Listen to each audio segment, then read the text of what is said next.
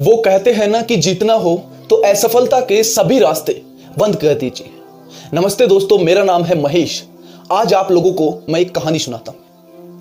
पुराने समय की यह कहानी है कि महोसर नाम का एक राज्य था। उस राज्य में एक राजा हुआ करता था और उसके बगल में एक पड़ोसी राज्य भी था। राजा को उनके गुप्तचरों ने एक बात बताई कि राजा जी, हमारे राज्य के ऊपर जो पड़ोसी राज्य है वो अटैक करने वाला है 3 दिन के बाद। राजा एकदम चौंक गए, शौक हो गए कि 3 दिनों बाद में एक बड़ी सेना हमारे राज्य के ऊपर अटैक करने वाली है, तो हमारा क्या होगा। राजा सोचते रहे और सोचने के बाद में कुछ टाइम बाद राजा ने कुछ लोगों को बुलाया और सभा की।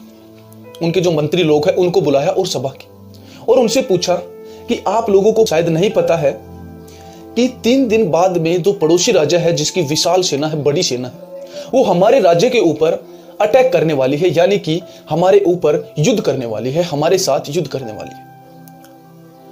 राजा बोला कि अब तो हमारा हारना तय है, यानी कि मरना तय है। अब हम क्या करें?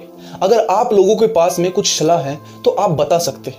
तो उस राज्य के यानी कि महोसर राज्य के एक मंत्री हुआ करते थे राजा के पास में, वो बड़े चतुर थे।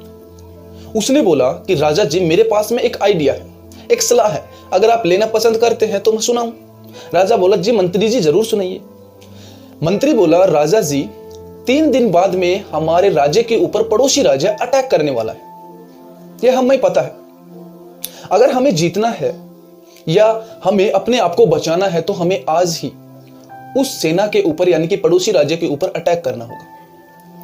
राजा बोले कि ये कैसे हो सकता है मंत्री जी, उनकी तो बहुत विशाल सेना है, हमें तो मार देगी। मंत्री बोला, राजा जी मानता हूं उनकी बड़ी विशाल सेना है, लेकिन हमें आज ही युद्ध करना होगा, क्योंकि जो दूसरी राज्य की सेना है यानी कि पड़ोसी राज्य की सेना है वो अभी रेडी नहीं है, यानी कि प्रिपेयर नहीं है युद्ध करने के लिए। राजा बोला, ठीक है मंत्री जी, आपकी कही हुई बातें पर ही हम चलेंगे। और सभी सेना में अनाउंसमेंट करवा दी कि सभी सेना को जल्दी से जल्दी युद्ध के लिए प्रिपेयर होना है, आज शाम को हमें पड़ोसी राज्य से युद्ध करने चलना है।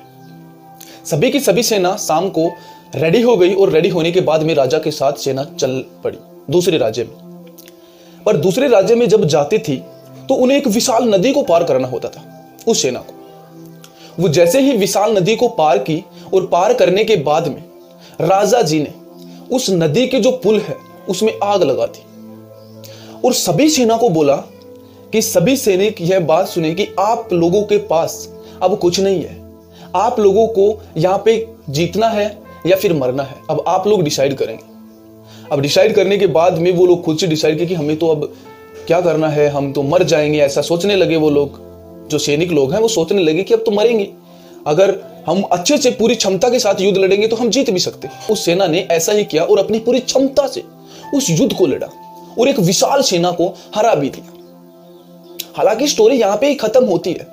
आप लोग इस स्टोरी से क्या समझेगा?